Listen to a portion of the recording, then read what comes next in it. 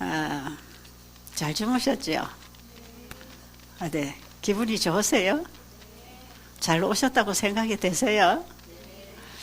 야, 지금 이 장마가 끝나고 폭염주의보가 내려져 있고, 지금 바깥 세상은 너무너무 더워요. 오늘 전화를 해보니까 다른 곳에는 아주 푹푹 찌고 너무 덥다고 하는데, 우리는 지금 여기 피서를 와 있는 것 같습니다. 이 여름 피서는 이든밸리로 와야 될 것 같아요. 공기가 너무 선선하지 않아요? 예, 낮에도 햇빛에 나가면 좀 따갑지만 그늘에 서 있으면 얼마나 또 선선하고. 정말 우리가 지금 가장 좋은 환경에 와서 가장 좋은 시간을 가지고 있다고 생각하십니까? 여러분의 마음이 그렇게 좀 열려서 긍정적, 감사한 마음으로 우리가 좀 하늘을 우러러 바라볼 수 있다면 참 좋겠습니다. 환자들이 아프면 뭘 먹고 남나, 뭘 발라야 되나, 뭘 해야 되나, 누구를 만나야 되나, 이런 데 관심이 많잖아요. 내가 좀 어쨌든 이 몸이 좀 문제가 있고 병원에서도 치료가 안 된다. 그럼 누구는 나았다고 할 때 뭐 먹고 나았는가, 이런 관심이 참 많지요. 제가 그동안에 환우분들을 보면 뭘 해야 나을 것인가, 여기에 굉장히 많이 관심이 있고 찾아다니다 보니까 병이 한 가지면 이야기 수십 가지가 모여드는 그런 세상입니다. 그런데 우리를 치료하시는 분이 치료하시는 길은 딱 한 가지밖에 없어요. 여러분 병원에 가서 수술을 하고 약을 쓰든지, 아니면 여러분이 어디 가서 무슨 치료제를 받고 치료법을 사용해서 몸이 좋아진다고 합시다. 그걸 통해서 치료하시는 분은 하나님이십니다. 그걸 이해하시겠어요? 우리를 고치시는 분은 우리를 창조하신 분에게서 오는 것입니다. 그래서 치료봉사 책에 보면 이런 말씀이 있어요. 환자들의 마음이 치유자 되시는 주님께로 향할 수만 있다면 그들에게는 아주 급속도로 하나님의 치유가 임한다 그랬어요. 환자들의 마음이 어디를 향해요? 우리를 창조하시고 치료하실 수 있는 그분께로 우리의 마음이 향할 수만 있다면 그분을 바라보라. 그분을 믿음으로 붙잡아라. 그분의 음성을 듣고 그분의 말씀에 순종해라, 이런 뜻이 다 포함되어 있겠지요. 우리의 마음이 창조주 되신 그분께로 향할 수만 있다면. 그런데 우리 환자들은 주로 아프면 어디에 마음을 향하고 있습니까? 누구에게 가서 무엇을 먹고 어떻게 만지고 뭘 피를 뽑아야 될 건지, 마사지를 해야 될 건지, 온갖 좋다는 방법 다 찾아다니다가 건강도 놓치고 영생도 놓치고, 어떤 분들은 보면 어떤 방법을 해도 치유가 불가능한 이런 환자들이 있어요. 이제 몸에 암이 다 퍼져서 말기 상태가 되었다. 몸 자체에서 전혀 회복 가능이 안 보이는, 몸 전체가 다 망가져 있는 이런 분들, 그런 분들에게도 한 가지 희망을 불어넣을 수 있는 것은 우리를 창조하신 그분을 바라보게만 된다면 희망이 있을까요? 희망이 있어요. 그런데 저는 환자들에게 그 예수님께로 마음을 돌리게 하려고 굉장히 애를 쓰고, 또 이런 곳에서도 이든밸리도 오면 그분을 계속 바라보도록 안내를 하고 있잖아요. 그런데 와서 가만 보면 사람들이 엉뚱한 데 관심이 많아요. 맨발로 걸어야 되는지, 뭘 먹어야 돼, 소금을 먹어야 되는지, 뭐 별별 걸 찾아다니면서 뭘 먹고 뭘 해서 나아야 될까를, 거기에 그들의 마음이, 시선이 그쪽으로 계속 쏠려 있어. 그러면 여러분, 여기는 그런 분 안 계시죠? 그렇게 하면 둘 다 놓칩니다. 그걸 아셔야 돼요. 뭘 먹고 무엇이 치료할 건가 하는 어떤 물질과 어떤 인간을 의지하는 그런 쪽에 관심을 가지고 거기에 우리의 마음의 시선이 그쪽으로 계속 쏠려서 그걸 따라가다 보면 진짜 치유가 오는 길은 놓쳐버려요. 그래서 저는 이 환자들하고 같이 생활하고 강의를 하고 해먹이고 이렇게 살아오지만 환자들의 관심이 어디에 있는가가 제일 중요하다는 것이에요. 그런데 그 환자들의 마음이 뭘 먹고 뭘 해서 낫느냐 하는 동안에 실제로 그게 고치지를 못해요. 그렇잖아요. 약간의 도움은 있을 수가 있어요. 일시적으로. 여러분 통증이 올 때 진통제 사용하면 통증은 약간 멈출 수 있잖아요. 그러나 이 근본적인 문제가 해결이 안 되면 그거 일시적으로 약간의 도움을 받는 것이에요. 근데 사람들은 계속 그걸 쳐다보고 여기저기 찾아다니고 돌아다니고 이 요양원 저 요양원 어디는 밥이 더 좋은가 어디는 더 뭐가 좋은가 막 찾아다니면서 진짜 바라봐야 할 분은 바라보지 못하다가 그냥 가버려요. 저는 이런 분을 참 많이 봅니다. 보는데 치료가 될 수 없는 쪽을 계속 사탄은 우리를 몰고 갑니다. 어떤 방법들을 가져와서 이거 하면 나, 이거 먹으면 나, 이걸 해야 돼. 이런 식으로 자꾸 이 사람의 마음의 시선을 물질의 어떤 인위적인 방법에다가 쏠리도록 계속 선전하고 좋은 무슨 식품들을 만들어내가지고 갖다 먹이고 이거 먹고 누가 나와서 이걸 먹어야 돼. 이런 식으로 하면서 사람들의 마음을 끌어가다 보면 환자들은 연약해가지고 그냥 그쪽으로 자꾸 끌려가요. 그러다 보면 진짜 우리가 붙잡아야 할 그분, 우리를 창조하시고 구속하시고 치유하시는 그분을 놓쳐버려요. 그런데 환자의 마음을 치료자 되시는 예수님께로 안내하고 마음을 그분께로 돌릴 수 있도록 계속 복음을 전해주고 복음에 관심을 가지게 해서 그분의 말씀을 받고 그 말씀대로 순종하면서 예수님을 쳐다보고 일어날 수 있다면 실제로 몸이 치료되는 치료제도 거기서 옵니다. 그리고 실제로 치료하시는 분을 믿음으로 만나게 돼요. 그렇게 할지라도 이 몸이 회복할 수 없는 상태에 있는 분들이 또 상당히 많아요.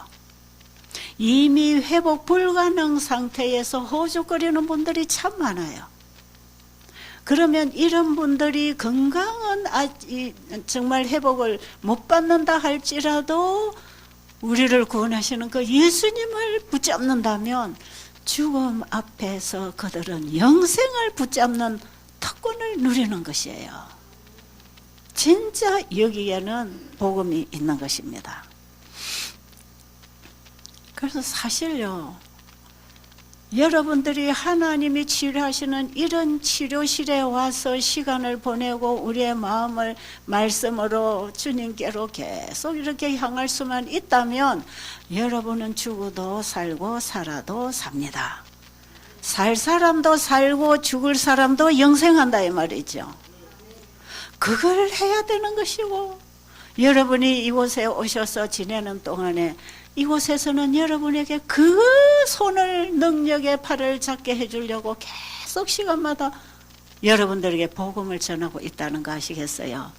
그러니까 자꾸 다른 거 바라보지 마세요. 저는 그런 환자분들 보면 너무너무 안타까워요.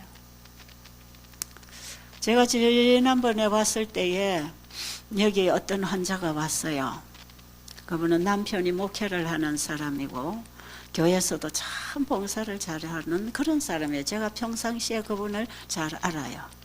아주 똑똑하고 열심히 있고 아주 신앙심이 좋은 사람으로 보여지는 그런 분이에요. 그런데 그분이 몸에 암이 다 퍼졌어. 얘기를 들어보니까 안 퍼진 구석이 없어. 다 암이 퍼진 거예요. 그런데 이 사람의 신앙은 누구에게인가 뭔가 자기가 봉사를 하고 있는 그의 자기 신앙에 자부심이 있는 거야. 그러니까 집안 식구들을 위해서도 최선을 다해서 봉사를 해야 되고, 교인들을 위해서도 봉사해야 되고, 나와서 이런 데 와서도 환자를 위해서 봉사해야 되고, 그것이 그 봉사에 초점이 또 맞춰 있어. 그럼 될까요, 안 될까요? 네? 그 자기 의미다. 자기 행위신앙, 행위신앙. 여러분, 우리가 의지할 곳은 봉사도 아니고 밥도 아니고 어떤 물질 아니에요. 우리가 의지할 분은 딱 한 분, 예수 그리스도. 그분밖에 없어요. 그래서 제가 그때 여기서 상담을 우리 목사님하고 같이 할 때 제가 그랬어요. 이제는 인생을 마감할 준비를 하라. 그리고 예수님을 마지막으로 찾아라. 예수님을 붙잡아라. 그리고 그분이 내 몸을 살려주시면 더 살면서 봉사할 것이고, 그분 안에서 잠드는 것이 나에게 가장 큰 복이면 하나님이 잠재워 주실 거니까, 우리 주님은 우리에게 가장 좋은 것을 주시는 분이니까 주님께 나를 드리고 그분으로부터 오는 은혜와 진리를 받고 주님과 연합하는 경험에 들어가라고. 평생 목회를 하고 전도를 했다 하지만 마지막 죽음이라고 하는 이 마지막 코스에 와가지고도 봉사만 하다 죽으면 안 되잖아요. 주님을 잡아야 되는 것입니다. 그래서 제가 마지막 코스에 왔으니까 당신에게는 예수님이 꼭 필요합니다. 지금까지 했는 일도 의지하지 마세요. 구원은 예수님 뿐입니다. 예수님을 붙잡으세요. 그런데 이분의 관심은 예수님께 있지 않았어요. 계속해서 어떤 거, 그 누가 좋다는 거는 다 갖다 먹고 찾아 먹고, 좋다는 요양원은 다 돌아다녀서 제가 있는 곳에 나중에 보니까 그쪽까지 왔어요. 그때는 이미 이제 죽게 됐어요. 그래가지고 그 옆에 이웃에 사는 분이 그분을 데리고 저한테 상담을 하라고 데리고 왔어요. 제가 집에 있을 때. 이제 보니까 이분은 완전 마지막 코스에 왔어요. 이제 뭐 안 먹을 수도 없어요. 24시간 통증이에요. 근데 지금도 이 사람은 호호 웃고 살 것처럼 생각하고 있어. 이 기분이 이렇게 항상 즐거워하면 낫는 줄 알아. 여러분, 그 중요하지요. 그러나 아무리 웃어도 즐거워도 회복 못할 사람 있습니다. 저는 환자가 웃을 때 치료되는 것보다 회개의 눈물을 흘릴 때 치료가 가장 많이 된다고 생각합니다. 이 마지막 코스에 회개하고 정말 예수님께 자기가 굴복돼야 되는데 아직도 호호 웃고 있는 거예요. 통증이 와서 견디기 힘들면서도 웃고 앉아 있어요. 그래서 내가, 사모님은 울어야 될 때입니다. 왜 그렇게 억지로 웃습니까? 지금 이렇게 고통스럽고 뼈만 남아 있는데 뭐가 그렇게 웃을 일이 있습니까? 지금이라도 주님께 굴복하고 정말 눈물로 통회하고 예수님을 붙잡으세요. 그때 제가 마지막으로 아주 강하게 그 얘기를, 이제 그분하고 제가 여기서 만났다가 이제 두 번째 거기서 만났거든요. 근데 여기서 저하고 같이 생활하면서 저를 별로 좋아 안 한다고 소문이 들렸어요. 최 집사는 환자에게 낫는다는 희망을 불어넣어 주지 않고 죽음을 준비하라 하는 게 이게 말이 되는 소리냐. 그래서 저는 기분 나쁘다는 거죠. 여러분, 죽어가는 사람에게 살 거라고 자꾸 살 길 찾으라 해야 되겠어요? 죽음 앞에 있는 사람이 영생을 얻도록 도와줘야 되겠어요? 그래서 저는 환자기에 달콤한 말을 해주기보다는 그에게 진짜 필요한 말을 해줘야 되겠다는 생각을 저는 많이 하고 있어요. 그리고 자기의 생명이 얼마 남지 않은 것을 환자들에게 얘기를 해주라 그랬어요. 그래서 환자가 병원에서 진단을 받고 오면 그걸 쉬 해가지고, 암말기 환자 진단을 받았는데 쉬 해가지고 그냥 위가 나빠서 소화불량이 생겼다고 요 정도로 해서 환자를 속여 놓으면 죽음 앞에 갈 때까지 이 영혼은 자기 영생에 대해서 준비를 못해요. 여러분, 우리는 내가 죽음이 가까웠다는 사실을 알고 사는 것이 얼마나 축복인지 모릅니다. 그래서 저는 어떤 사람들이 교통사고 나가지고 그냥 갑자기 죽는 사람보다 차라리 암이 걸려가지고 어떤 병에 걸려가지고 고생을 하지만 이 병으로 인하여 정말 예수님을 만나고 영생을 준비할 수 있는 마지막 인생의 남은 기회를 가질 수 있다는 것이 이게 얼마나 축복인지 몰라요. 여러분 그렇게 생각하세요?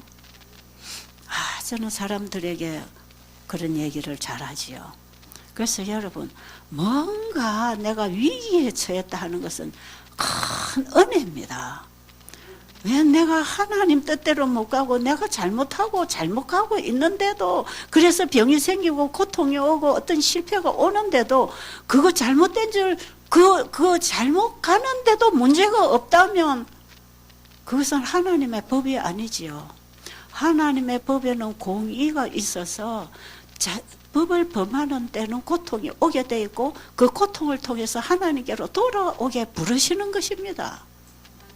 우리 중국에서 오신 오집사도 저분이 참 조만하게 생겨도 굉장한 분이더라고요. 무서운 여자야. 말은 얌전하게 나쁜 보드랍게 하는데 보통 여자가 할 수 없는 사업을 했던 여자야.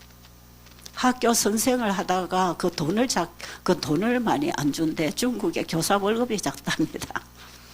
그래가지고 자기가 개인 사업을 하고 장사를 한번 사업을 했는데, 나는 죽었다 깨어나도 저런 일을 못 하겠는데, 저 쪼매난 여자가 어떻게 저런 일을 했을까? 지금 저분을 보면 그런 일을 했는 낌새도 안 보이죠. 맞아. 자기가 생각해도 자기가 너무 변했답니다. 내가 어떻게 이렇게 변했는지 모르겠다. 자기도 모르게 변했대요. 그런데 이분이 이렇게 변하고 이렇게 지금 우리와 함께 예수님과 함께 이렇게 살아갈 수 있는 것은 이분 몸에 암병이 온 거예요. 유방암이 왔어요. 그 잘 나가는 사업을 하고 돈도 만져지고 신나고 있는데 사업 관계로 날마다 남자들하고 술 먹어야 되고 그런 생활을 열심히 재밌게 하는데 덜커덕 유방암이 와버렸어. 그러니까 어떻게 해야 될까요? 내가 가는 길이 잘못돼서 몸이 그것을 반응을 해서 알려준다면 거기서 돌아서야 되지 않겠어요? 그래서 유방암 진단을 딱 받고는요 다 정리해버렸어. 전부 다 정리했어. 사람이 산다는 게 이게 아니구나. 근데 똑똑한 여자라 그랬어요. 이런 문제가 닥칠 때 빨리 자기 인생을 한번 돌아보는 것은 굉장히 중요한 것입니다. 왜냐하면 우리 인생은 연습이 없다고 그랬죠. 한 번밖에 없기 때문에 우리가 하나님 말씀을 거역하고 사는 동안에 병이 오고 실패가 오고 고통이 오는 것은 하나님이 준비하신 은혜입니다. 그건 저주가 아니에요. 여러분 지금 병이 생긴 거 그걸 어떤 저주라고 벌이라고 절대로 생각하지 마세요. 하나님의 은혜가 여러분을 하나님께로 부르시는 사인입니다. 그래서 이 여인이 병이 걸리면서 다 정리하고 요양원에 가가지고 이제 하나님을 만나게 되고 지금 이렇게 이런 과정을 통해서 얼마나 이 사람이 예수님을 사랑하고 영적인지 몰라.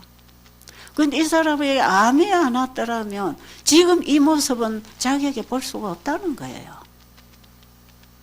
여러분이 봐도 좀 천사 같지 않아? 그래서 내가 천사표가 붙었다 그랬어.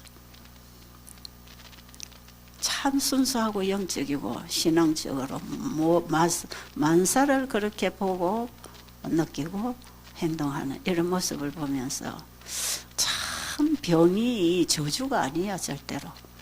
병은 하나님이 준비하신 또 하나의 축복이다. 그렇게 받아들이겠습니까? 여러분 지금 무슨 병 가지고 있습니까? 나 지금 이 병 가지고 더 살 수 없다는 위기를 느끼고 있습니까? 내 인생이 이제 위기에 도달했다고 생각하세요? 거기서 돌아서라는 거예요. 돌아섭시다. 솔직히 말해서요. 제 인생도 마찬가지. 제 인생의 삶에 이런 위기를 못 느꼈더라면 저는 끊임없이 세상을 붙잡고 날아갔을 거예요. 저는 교회를 다녀도 좀 세속적인 교인이었어요. 내 인생에 끊임없이 더 이상 전진할 수 없는 상황에 부딪히는 거예요. 육으로 신앙을 하고 사니까 하나도 되는 게 없어요. 고통만 가중되죠. 그러니까 그 길이 너무 고통스러우니까 저는 그 길을 더 가고 싶지 않아서 하늘을 향해서 주님 나 좀 살려달라고 부르짖고 찾다가 보니까 진짜 예수님 만나게 된 거 아닙니까? 거기서 저는 제 인생이 완전히 바뀌어서 여러분 차를 운전하고 가다가 길이 잘못 들었으면 빨리 돌아서야 되듯이 잘못된 줄 알면서도 계속 가면 돌아올 길이 더 멉니다. 빨리 돌이켜야 돼요. 그래서 저는 그냥 30대에 빨리 돌이켰다 보니까 지금까지 상당히 긴 세월을 주님과 함께 동행할 수 있었거든요. 하나님은 우리에게 이런 길을 준비하고 계십니다.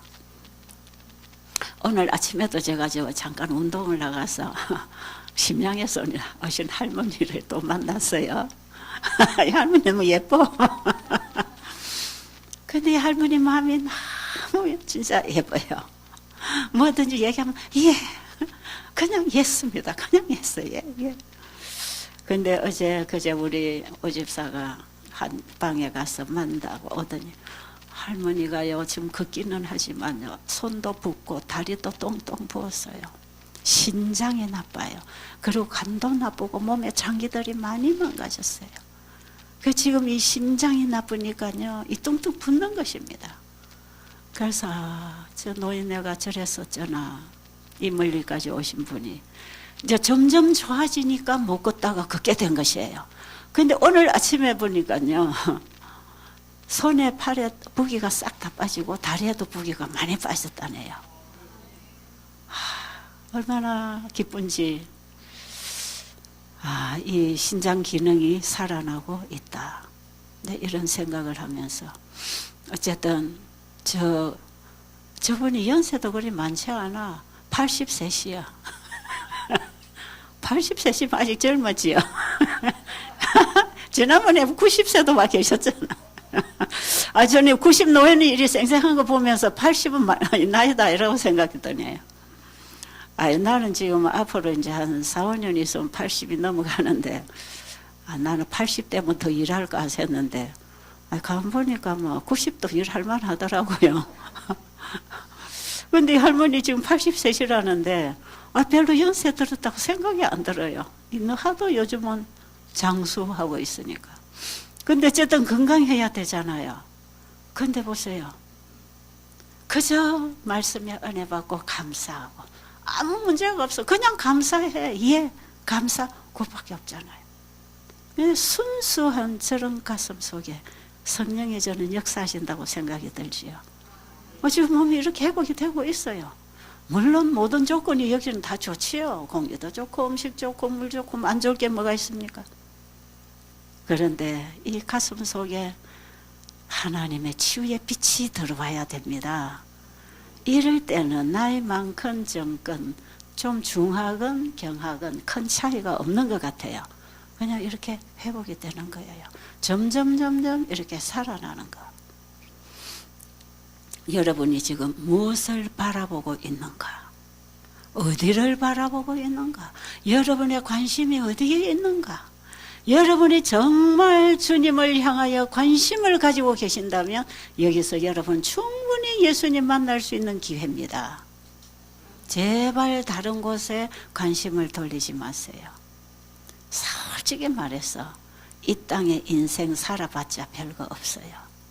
가장 몇 년 더 오래 살겠다고 생명 없는 거 이미 썩을 양식을 찾아서 자꾸 구하지 마시고 그만 영원히 살 영생 양식을 얻기 위해서 방향을 한번 주님께로 돌려보자 이 말이죠. 제가 오늘 아침에 본 말씀을 한 말씀 소개를 해드릴게요. 시편 22편 6절을 지금 읽어드리는데요. 저는 오늘 아침에 이 말씀을 가지고 우리 오집사랑 말씀을 나누면서 좀 이 단어를 쓰기에는 소름이 끼치지만 이 큰 영적 의미를 가지고 있는 말씀이라 그래서 제가 두 성경절을 읽어드리려고 합니다. 네, 시편 22편 6절 나는 벌레요 사람이 아니라 사람의 회방거리요 백성의 조롱거리니이다. 이 말씀을 누가 하신 말씀인지 아세요? 예수님이 자기 자신을 가르쳐 하신 말씀이에요. 예수님 자기 자신을 누구라? 나는 벌레요. 사람의 해방거리요. 또 사람들의 조롱거리니라. 예수님이 원래 누구십니까? 예수님이 이 땅에 오셔서 인간들에게, 버러지 같은 인간들에게 벌레 취급을 받으셨어요. 예수님은 우리와 같은 죄 있는 육신의 모양을 하고 우리 가운데 오셔서 우리와 같은 사람으로 사실 때 자신을 벌레라 그랬어요. 그런데 그분이 원래 어떤 분인가? 욥기서 25장 2절부터 6절까지 끝절까지. 자, 그분이 예수님 이 땅에 오셔서 예수님 자신을 인자라고 말씀하셨다 그랬죠. 그런데 여기서는 나는 벌레라는 것입니다. 나는 사람도 아니라는 거예요. 나는 벌레요 사람이 아니라, 그래서 사람에게 비방거리가 되고 조롱거리가 되었다. 누구를 위해서 그분이 이렇게 사람도 아닌 벌레 취급을 받으셨는가? 벌레 같은 구더기 같은 나를 구원하시려고 그분이 나와 같은 입장에 오셨다는 것을 욥기서 25장에서 기록하고 있는 거예요. 한번 읽어보세요. 욥기 25장 2절. 하나님은 권능과 위엄을 가지셨고 지극히 높은 곳에서 화평을 베푸시느니라. 그 군대를 어찌 계수할 수 있으랴. 그 광명의 비침을 입지 않은 자가 누구냐. 그런즉 하나님 앞에서 사람이 어찌 의롭다 하며 부녀에게서 난 자가 어찌 깨끗하다 하랴. 하나님의 눈에는 달이라도 명랑치 못하고 별도 깨끗이 못하거든 하물며 벌레인 사람 구더기인 인생이랴. 자, 그분의 원래 위치가 뭡니까? 그분이 비추는 태양빛을 받지 않은 사람이 아무도 없고, 그분 앞에서는 햇빛도 빛을 내지 못하고, 그분 앞에서는 빛도 빛이 될 수 없는, 그분은 참 빛이고 영원한 빛이시고 생명이신 분입니다. 그분은 하나님이십니다. 그분은 우주를 공간에 펴신 분이고, 여러분 이 지구가 공간에 달려 있지 않습니까? 뭘로 이렇게 붙들고 있을까요? 이 큰 땅덩어리를. 여러분, 그분은 우주를 창조하신 분이고 지구를 창조하셨고 지금도 공중에 붙들고 계시고 거기에 존재하는 모든 창조물들을 지금도 관리하고 계시는 그분이 이 땅에 우리와 같은 모양으로 우리를 구원하려고 이 땅에 오셨을 때 그분은 벌레 취급, 우리 인간보다 더 못한 취급을 그분이 받으셨어요. 나는 벌레라. 저는 전에 저 말씀을 읽을 때 참 많이 울었어요. 제가 예수님이 나를 위하여 이 땅에 오신 하나님이라는 사실을 알았고, 그 다음에 내가 죽어야 할, 내가 받아야 할 저주의 죽음을 그분이 대신 십자가에 죽으시면서 정말 그분은 벌레보다도 못한 취급을 받고 사람들의 조롱거리가 되신 것은 우리 인간이 받아야 할 조롱과 비난과 이 취급을 예수님이 다 받으셨다는 사실 아닙니까? 저는 그 십자가의 주님을 제가 가슴에 만나면서 정말 저는 그분에게 너무나 감사한 마음으로 제 생애를 다 드리기로 결심을 하고 제 신앙생활이 시작되었는데요. 어느 날 시편 저 22편에 저 말씀을 제가 읽었어요. 그런데 예수님은 나는 벌레요.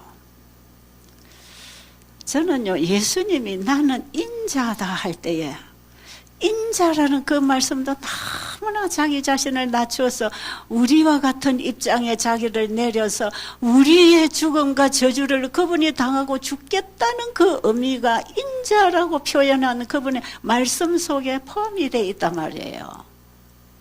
그것만 해도 얼마나 황송하고 정말 감사하다고 표현하기에도 부끄러운 거룩하신 분이신데, 저 말씀을 딱 읽는데 나는 벌레요 사람이 아니라 사람보다 못한, 사람에게 비방거리가 된 벌레라는 것이에요. 저는 전에 저 말씀을 보면서 우리 예수님이 나를 구원하시려고 이런 위치에까지 오셨구나. 진짜 예수님 이 땅에 계실 때 그분을 알아보고 그분에게 대접한 사람이 얼마나 있었던가. 기어이 가봐야 그 나사렛 거지 나사로의 집에 가서 그 여인들의 도움을 받으면서 거기서 대화 소통을 하면서 예수님이 씻을 수 있었고, 이 땅에는 주님이 쉴 만한 곳이 아무도 없었고 그분을 알아주는 사람도 없고 대화할 수 있는 상대도 없었고, 항상 비방만 받고 조롱만 받고 십자가의 저주까지 받으신 그분이 지금 욥기 25장 1절부터 쭉 보면 그분은 우주를 창조하신 분, 세계를 지으신 분입니다. 그런데 하물며 뭐라 그랬지요? 6절에 우리 인간이 뭐다? 구데기 같은 사람, 벌레 같은 인생이랴. 하나님이 이 땅에 오셔서 그런 대접을 받으셨다면 하물며 인간, 구데기 같은 인생, 구데기 같은 사람, 구데기 같은 벌레 같은 인생이랴. 우리는 얼마나 더 저주를 받고 얼마나 비방을 받아도 마땅하는 것입니다. 여러분 좀 괜찮다고 생각하세요? 나는 그래도 누군데, 나는 좀 괜찮은 사람이야. 그래서 나는 이런 대우를 받아야 돼. 혹시 그런 생각하시는 분이 계신가요? 주로 그런 것 때문에 스트레스 받고 병드는 거 아닌가요? 우리가 오늘 이 말씀을 생각한다면 나를 드러낼 수 있는 사람 아무도 없을 겁니다. 예수님 앞에 나를 나라고 드러낼 수 있는 인간이 어디 있겠습니까? 그분 앞에 나의 자존심이 뭐가 필요하냐? 그분 앞에 내가 잘난 척하고 아는 척할 게 뭐가 있으며, 우리는 그분 앞에 부복해서 그분에게 경배하고 그분에게 말씀을 듣고 그분의 뜻에 순종하는 것이 얼마나 당연하고 마땅한 일인가. 여러분 구더기 보셨나요? 구더기 안 본 사람 있나요? 구더기는요 뭐 먹고 사는지 아세요? 구더기는요 쓰레기 먹고 삽니다. 사람 죽으면 그 시체 먹고 살아요. 여러분 대변 보면 저 화장실 푸세식 화장실에 보면 그 오물 먹고 자랍니다. 구더기가요. 구더기는 깨끗한 채소 먹고 과일 먹고 살지 않아요. 사람이 썩어 버린 거, 더러운 거, 사람이 생명이 끝나고 죽으면 썩어가는 시체, 그거 먹고 사는 게 구더기예요. 그런데 구더기 같은 사람, 벌레 같은 인생, 여러분 우리 인간들이 지금 잘났다고 뽐내고 좋은 거 먹는다고 찾아 먹고 살겠다고 찾아 먹는 것들이 다 뭔지 아세요? 다 구더기가 먹는 음식을 우리가 지금 먹고 있는 거예요. 여러분 지금 젊은 아이들은 이거 모르지만 여기 앉아 계시는 분들은 옛날에 우리가 쓰던 그 퍼세식 화장실에 아마 볼일 좀 봤을 거예요. 거기 판때기 이렇게 걸쳐놓고 앉아서 볼일 보는 경험 여기 계시는 분들은 아마 들어 해보셨을 거예요. 그럼 그 밑에 오물에서 생기는 구더기가 어떻게 노는지 봤어요? 전 옛날에 그거 봤어요. 구더기가 화장실에서 어떻게 노는지 봤어요? 그 사람이 배설해놓은 오물을 먹으면서 잘난 척하고 기어오르는 모습을 봤나요? 구더기가 기어올라요. 서로 밀고 내리깔고 올라오고 또 내리깔고 올라오고 막 이렇게 하다가 보면 겨우 이제 이 변소 이제 이 발판까지 올라옵니다. 그러다 사람에게 밟히고, 그러다 또 뚝 떨어지고, 그럼 또 기어 올라오려고 바글바글 하다가, 아우. 여러분, 제가 오늘 왜 이 표현을 할까요? 구더기 같은 사람들이라는 거예요. 내가 이렇게 흉하고 더럽단 말이에요. 내가 좀 가지고 배웠고 입었고 누린다고 그게 다 구데기가 화장실 안에서 서로 기어오르려고 발광하는 거하고 똑같다 이 말이에요. 그들이 누려봤자, 그들이 먹어봤자, 입어봤자 구데기가 누리는 것 이상 없다는 거죠. 이 지구는. 우리는 다 죄의 물을 마시고 죄의 음식을 먹고 죄인들과 싸우고 핥히고 죽이고 죽고 하면서 서로 올라가기 위해서 싸우고. 지금도 한 번씩 이 뉴스를 들어보면 국회에서도 얼마나 서로 싸우고 오르고 내리고 이런 모습들이 우리가 사는 세상입니다. 거기서 조금 더 취하고 올라와서 조금 더 영광을 얻어본들 결국은 화장실 통 안에 들어있는 구데기인데 우주에서 지구를 볼 때 이 지구의 죄인들이 살아가는 모습이 우리가 배설시키고 있는 저 화장실의 구데기에 불과한데 거기서 잘나면 뭐가 잘날 거냐 이 말이야. 이거 우리가 한번 생각해 볼 필요가 있어요. 여러분, 성경은 하나님의 말씀입니다.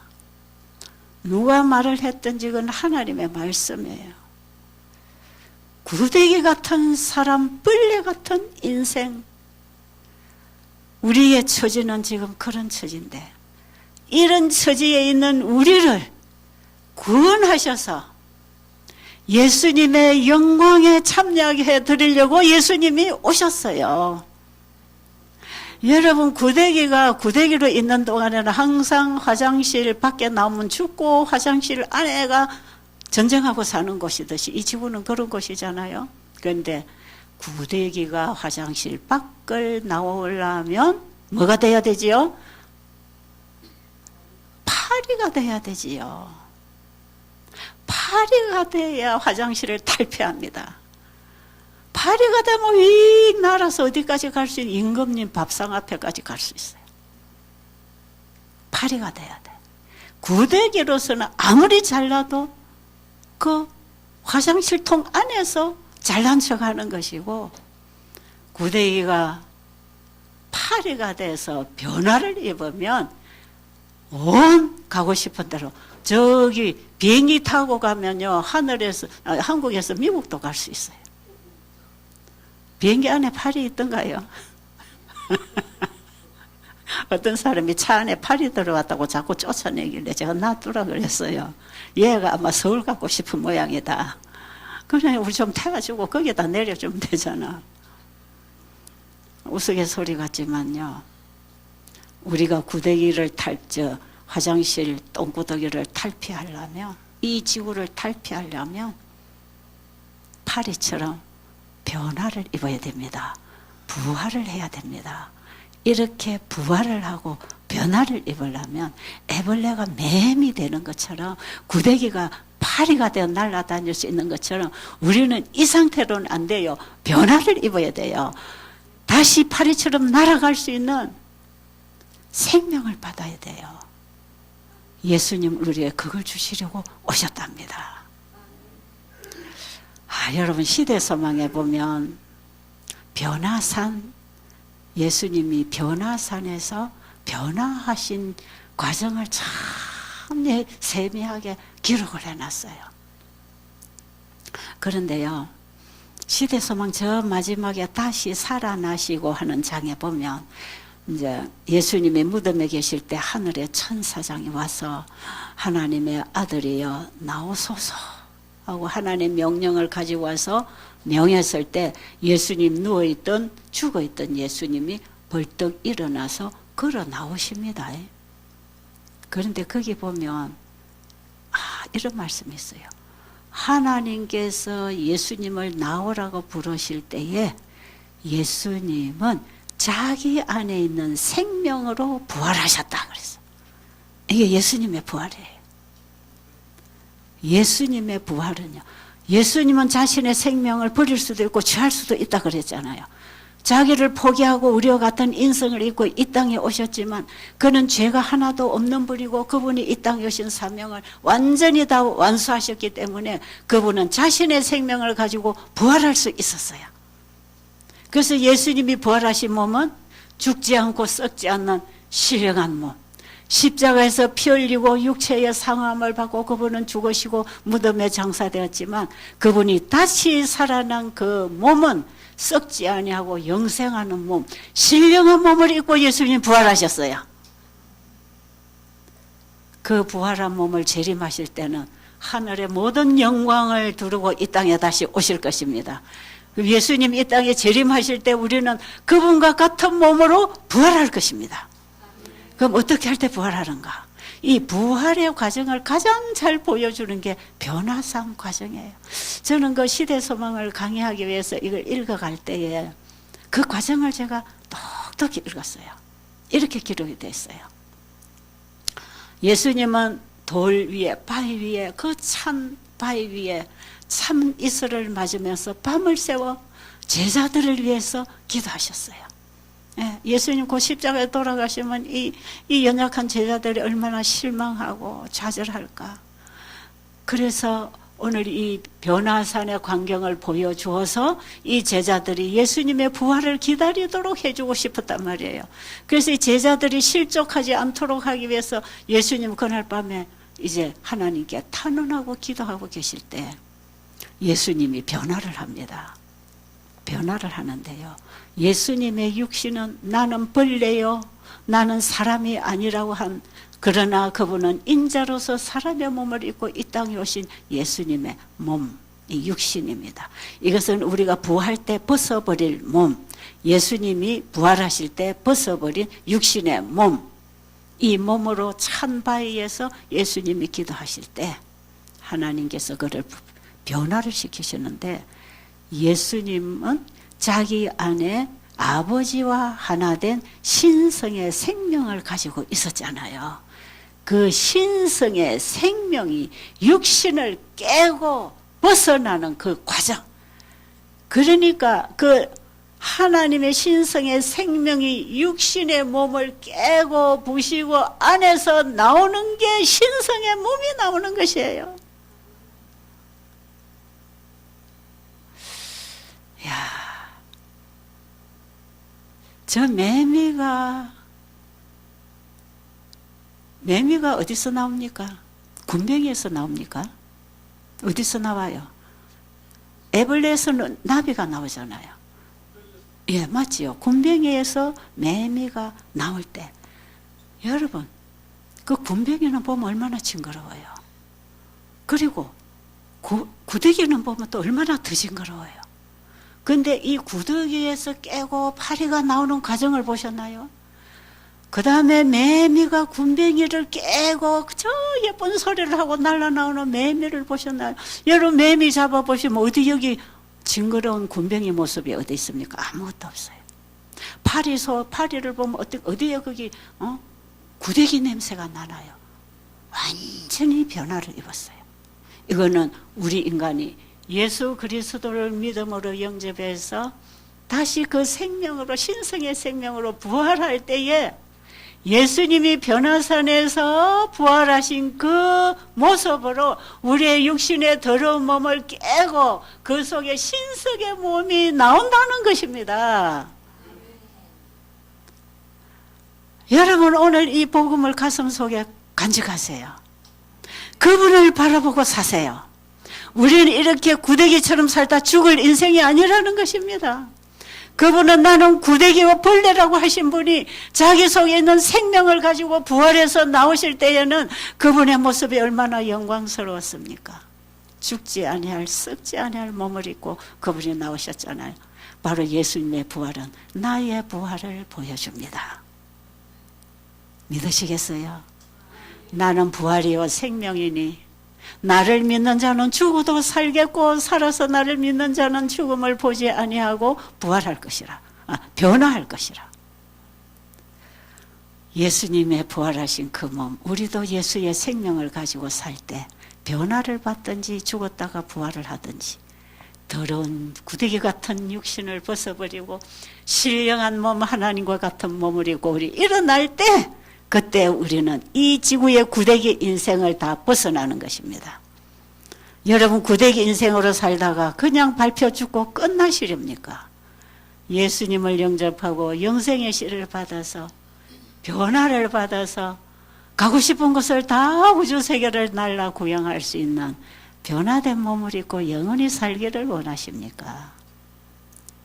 이 소망을 가지고 사는 사람들은 병이 낫느냐 낫지 않느냐에 내 기분이 왔다 갔다 할 필요가 없습니다. 아십니까? 이거 죽으면 어떻습니까? 이 구데기 인생 이거 벗어버리면 어떻습니까? 그냥 이거 가지고 죽었다가 다시 부활할 때 우리는 신령한 몸으로 일어날 그 부활의 소망이 있는데 여러분 너무 육신을 살리기 위해서 뭘 먹을까 뭘 입을까 찾아다니지 마시고 여기서 꼭 예수님을 만나고 여러분이 영생의 소망을 가지고 돌아가시기를 바랍니다. 그 복음을 잡고 집에 가시면 가서도 주님 안에서 건강법칙에 순종하고 살 것이기 때문에 여기서 여러분이 다 회복이 안 됐다 할지라도 사는 날 동안에 점점 회복을 경험할 것이에요. 우리 예수님 재림하실 때 영과 혼과 몸이 강건하게 보존되기를 원하시는 그분이 우리를 그렇게 보존시켜 주시려고 하십니다. 그러니까 여러분 너희는 먼저 그의 나라와 그의 의를 구하라. 그래야만 그 위에 모든 것을 더하시리라. 그 말씀을 받으세요. 여러분 꼭 예수님을 만나고 가세요. 아셨죠? 꼭 그 예수님 가슴에 모시고 가다가 돌아가셔도 부활의 소망을 가지고 돌아가실 수 있도록 준비되고 나가시게 되기를 간절히 바랍니다. 기도드리겠습니다. 너무나 좋으신 우리 아버지, 우리에게 잃어버린 생명을 다시 넣으셔서 구데기 같은 벌레 같은 우리의 육신을 벗어버리고 신령한 몸으로 부활시켜서 신령하신 아버지와 영원히 함께 살도록 하기 위하여 예수님을 우리에게 보내주셨습니다. 아버지 너무 감사합니다. 썩을 육신을 위하여 더 구하지 말고 영생할 몸을 입기 위하여 주님을 구하는 믿음을 갖게 하여 주시옵소서. 예수님 이름으로 간절히 기도드립니다.